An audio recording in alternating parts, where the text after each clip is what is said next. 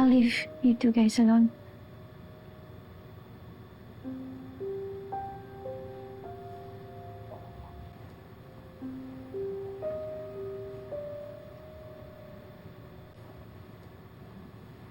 You shouldn't have done this. I didn't do it para magpapansin sa'yo, Luke. I know.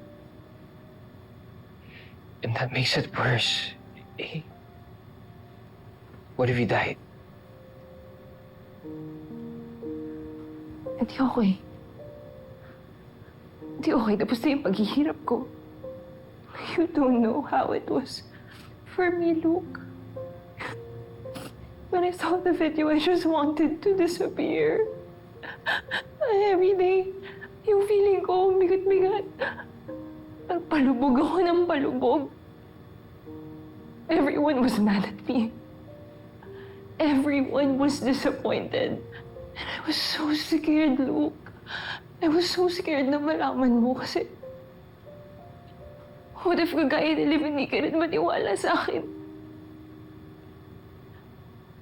Look, I made a mistake, but I never cheated on you with Zach. Look, I swear. Hindi talaga. And when I made that mistake, I realized that I love you. I love you so much. I really do. Kaya bumalik ako sa'yo, Luke, please. Please, you have to believe me.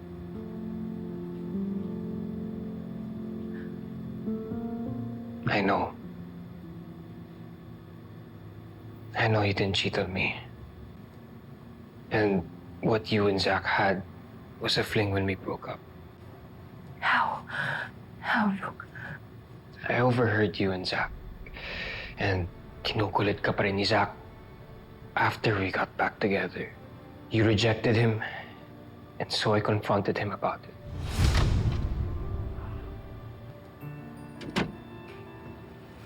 Ano ka? Layuan mo, girlfriend ko! Emily chose me. Gago ka.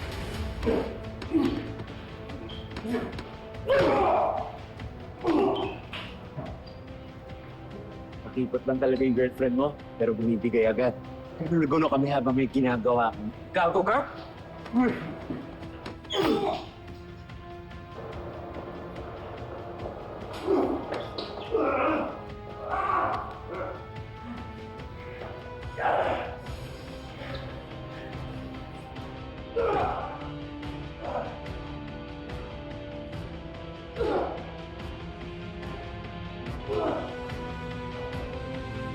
Ano ka ngayon? Hindi ka na tumatagal eh. Kaya ka pala iniwan ng girlfriend mo. Kasi isa ka lang pa! Ano? Ha? Ano ka ngayon? Hindi! Ano ka ngayon? Don't ever talk about my girlfriend. Ever! Dahil hindi rin siya satisfied sa'yo.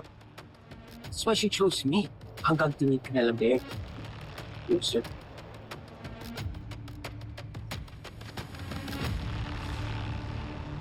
Ano ginawa mo yun? Back then, kala ko okay na yung nireject mo siya and ako yung pinili mo. I was happy with it. That's why I put it way over me. And I moved forward with us. Wala akong nahalata sa inyong dalawa ni Zach. Magkasama pa rin kayo sa negosyo. Seems like you guys were fine. Kaming mga guys, magaling kami mag-compartmentalize. We can separate business from personal lives. Do you know that every time we had a fight, I'd let him win? Zach was the face of the gym. At alam ko masisira yung negosyo if people saw him lose. Pero iba pala eh. Iba pala yung nakikita ko the way you guys would talk to each other. The way you guys were in bed. Look, listen to me, okay?